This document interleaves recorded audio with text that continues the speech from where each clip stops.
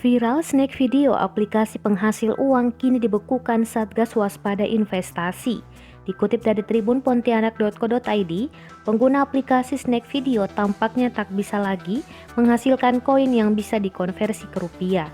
Snack video telah menerima teguran dan resmi masuk dalam deretan entitas ilegal lantaran tidak terdaftar sebagai penyelenggara sistem elektronik atau PSE. Kementerian Komunikasi dan Informasi juga tidak memiliki badan hukum dan izin di Indonesia.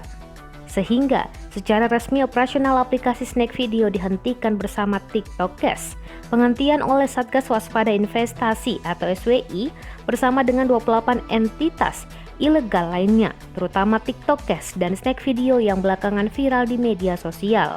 Ketua SWI, Tongam El Tobing mengatakan penghentian dilakukan usai SWI menemukan TikTok Cash menawarkan uang kepada pengguna hanya dengan memperbanyak menonton video di aplikasi.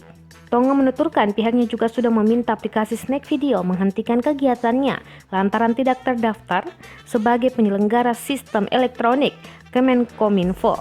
Aplikasi tersebut bahkan tidak memiliki badan hukum dan izin di Indonesia. Tongam mengingatkan masyarakat harus waspada terhadap penawaran-penawaran dari berbagai pihak yang seakan-akan memberikan keuntungan mudah tetapi berpotensi merugikan penggunanya.